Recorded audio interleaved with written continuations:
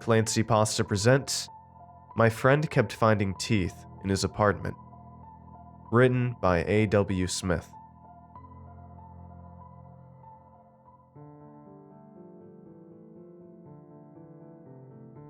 To be honest, Paul, not his name, is more of a friend of a friend. I met him at a birthday party.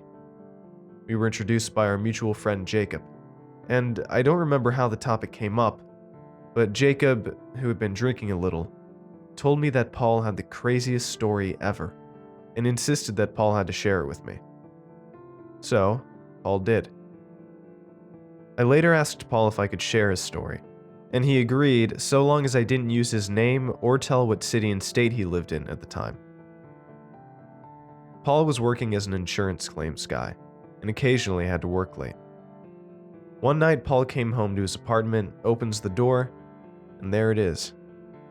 A tooth laying right in the middle of the floor. No blood, just a molar sitting on the tile. It's got a crack down the side. He isn't sure if it's human because it could be a pig's tooth, since they can look similar and there are pig farms in the state. Paul knows his neighbor has a cat, so he asks her if the cat could have gotten into his apartment and left a present. The neighbor said maybe, though she doesn't think the cat has done anything like that before. Paul can't figure out a better explanation, so he throws the tooth away and shrugs it off as a weird story to tell his friends. A week later, Paul comes home from work. He walks in, and there on the counter is another tooth. But this one is an incisor. And it's bloody. Freshly bloody. There is no way this tooth isn't human. So, Paul calls the cops. They show up, look at the tooth, and ask questions. They start suspecting Paul, but after they confirm his alibi, they quit bugging him, take the tooth, and left. Evidently, the cat had an alibi this time too. It looks like someone has broken into his apartment, so Paul goes and stays with his parents for a few nights. The cops eventually call. They've tested the DNA from the tooth, but it doesn't match anything on file, so they can't ID who the tooth is from. It's been a few days, so they tell Paul it should be safe to go back to his apartment. They'll even drive by a few times during the night. Paul agrees, but before returning home, he goes out and buys an alarm system, a bunch of security cameras, and a gun. Paul spends the entire day getting the alarm system and cameras up and running, and researching how to use a gun before passing out. Next morning, he wakes up and realizes he's pretty stinky. So he goes to the bathroom and starts the shower. He gets in, grabs the bar of soap to wash his body, and there it is. A tooth sticking out of the soap, a thin trail of blood dripping onto the shower floor. Paul is understandably freaked out. He calls the cops over. The alarm hasn't been tripped, and they all watch the footage from the security cameras, but there's nothing. They ask if Paul set everything up correctly, and he shows them that he has. The cops don't know what to tell him. One of them even jokes that it looks like the Tooth Fairy has a new hobby. The cops agree to stake out his apartment that night. In the meantime, Paul takes the cameras to his shop to see if they've been messed with. They've gotta be, right? But the lady at the shop can't find any evidence of tampering. She tells him the cameras are working perfectly. Paul doesn't sleep a wink that night. He told me he never left the gun out of his sight. It's an anxious night, but the cops are outside. Nothing happens. Next morning, an exhausted Paul finally gives up on trying to sleep and gets out of bed. He puts on a robe, heads to the kitchen, and starts pouring himself a bowl of Cheerios. He looks down. Sure enough, staring back at him from the middle of a pile of cereal is an unmistakably human tooth with a copper filling, and it's much bloodier than the first two. Even some of the Cheerios have stained flecks of dark red. Paul about has a nervous breakdown right there. He's just holding this bowl in his shaking hands, and his mind is racing. He's installed the cameras, he's got an alarm system. The cops are outside. How the hell is someone getting these teeth into his apartment? And as he looks down at this tooth in his cereal bowl, that's when it hits Paul. No one has been sneaking in during the last few days. The blood on the tooth in the cereal is too dry.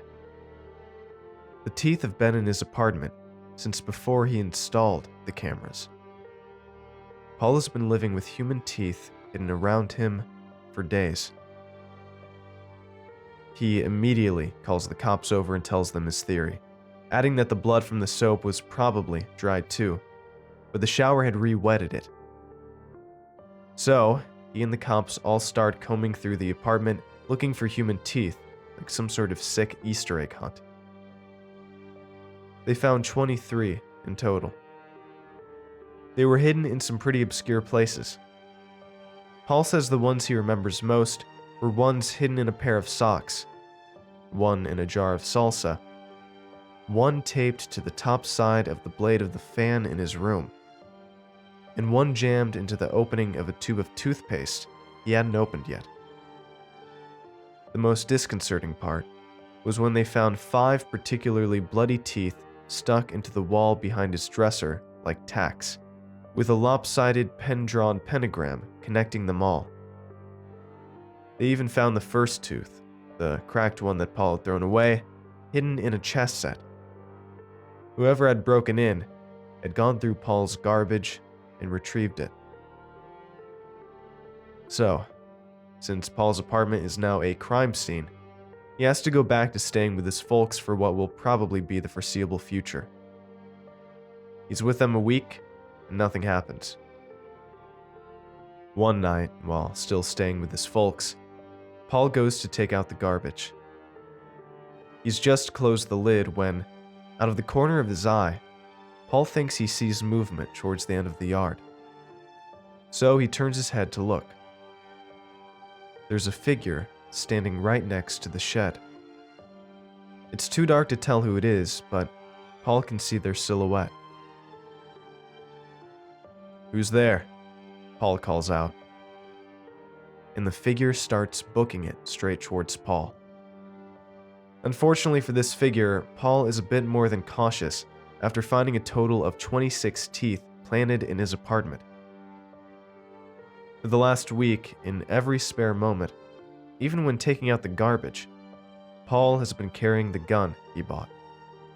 And Paul has been practicing. So Paul shoots the figure. The figure cries out and drops to the ground. Paul's folks hear the gunshot and turn on the outside lights before rushing out. There's a guy on the ground, moaning and clutching his arm where Paul nailed him. Paul gets closer, gun drawn. And next to the guy on the ground, Paul sees that the guy has dropped something he had been holding. It's a pair of pliers. Paul doesn't have a whole lot of time to think about that, though, because after a moment, Paul realizes that he knows the guy. It's a guy that Paul's company insures. Remember how I mentioned that Paul works in insurance? Evidently, the guy had gotten into a wreck and then went to the office Paul worked at, demanding a check. There was a dash cam showing that this guy had been completely at fault. Paul described it as reckless driving, but the guy kept insisting, denying any responsibility. He was lying through his teeth, Paul said. So Paul, who had been the case manager, denied the claim. Paul says that the guy hadn't been very happy about that. So the cops come and arrest the guy. As Paul later finds out, he'd been arrested in 2011 for the disappearance of a woman, but he denied it and was released when there wasn't enough evidence. He was arrested again in 2013 for the disappearance of his girlfriend, but he again denied it and was again released due to lack of evidence. Neither woman has been seen since. The guy was charged and went to trial for assault. Only assault. Nobody could prove that he had been the one to break in and hide all the teeth in Paul's apartment. The guy denied it. When asked about the pliers, he said he was going to use them to break into Paul's parents' house. Now, I don't know much about breaking into places, but I'm not sure how much pliers would help. The guy even tried to press charges against Paul for unlawful force. He said Paul belonged in jail for shooting him. Thankfully, the judge threw that out pretty quickly. All the courts could get him for was assault and attempted burglary. He served his time, and after a year and a half, he was released on parole. A month later, he failed to report to his parole officer. The authorities are still looking for him. Paul moved to another state and changed his name. When they later tested the 26 teeth found in Paul's apartment, they discovered that they were not from one person. Evidently, they had come from at least 9 different individuals.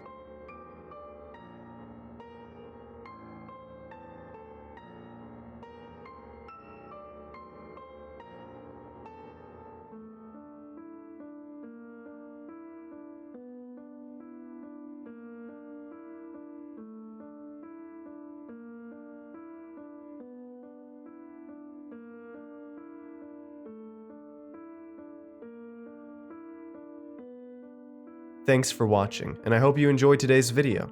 I want to give a huge thanks to all of my supporters over at Patreon and YouTube memberships. Your support makes these narrations possible, and I appreciate it a ton. If you'd like to join these lovely ghouls, you can head on over to my Patreon at patreon.com/ClancyPasta, or click the join button below to become a member. And if you'd like creepy cool shirts, make sure to head on over and check out my official merch store for some awesome tees, hoodies, stickers, and more. Alright. Thank you all for watching, and I hope you have a great night. Cheers.